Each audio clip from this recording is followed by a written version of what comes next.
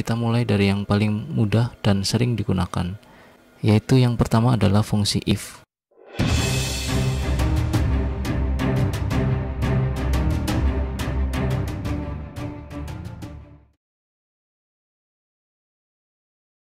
Assalamualaikum warahmatullahi wabarakatuh. Baik, kali ini kita akan belajar bersama ya tentang bagaimana fungsi atau formula dari Excel. Fungsi if ini seperti perandaian ya. Misalkan kita mau melakukan sesuatu, jika sesuatu itu tidak ada, maka kita tidak lakukan. Jika sesuatu itu ada, maka kita jadi melakukannya.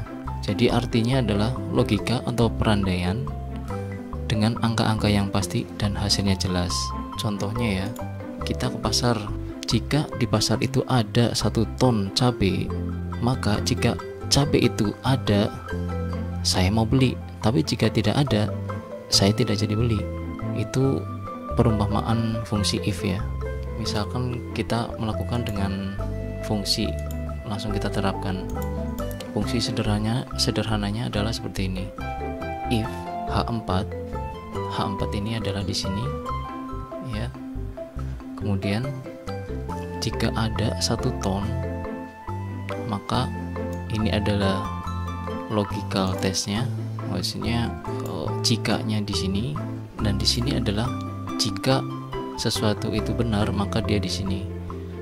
Jika sesuatu itu salah maka di sini. Misalkan saya mau beli 1 ton cabai, jika benar ada 1 ton itu, maka saya beli di I4 ini. Kemudian jika tidak ada 1 ton, maka saya tidak beli dengan C4 ini. Kita larinya ke J4. Oke. Nah, dengan fungsi logikanya seperti ini. H4 sama dengan 1 ton. Kenapa? Ini ada tanda petik, itu dimaksudkan adalah sebuah tanda teks. Jika kita tidak menggunakan tanda petik seperti ini, maka dia akan error. Nah, tidak bisa dia. Kita harus menggunakan tanda petik seperti ini, yang menunjukkan dia adalah sebuah teks. Nah, logikanya seperti ini. Kemudian bagaimana jika dengan angka? Misalkan seperti ini. Misalkan memasuki sebuah institusi dan ada standar nilai yang jika kita memenuhi nilai itu kita diterima. Jika tidak, maka tidak diterima. Misalkan angka tersebut adalah 75.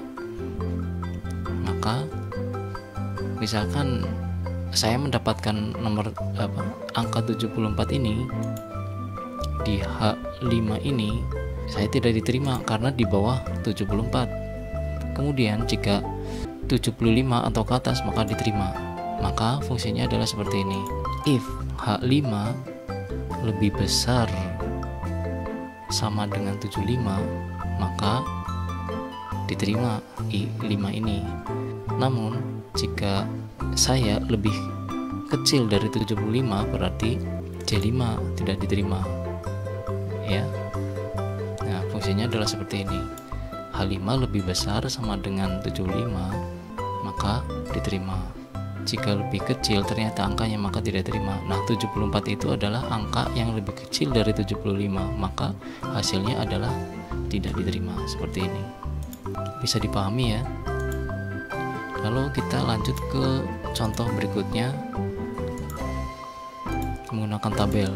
Ini saya sudah buat langkah tabelnya seperti ini ya, supaya lebih cepat, durasinya tidak panjang. Nah, di sini Anton, ada Anton, ada Dewi, ada Vanya, ada Gerard dan Zeni. Nilainya adalah seperti ini: 73, 75, 85, 61 dan 90.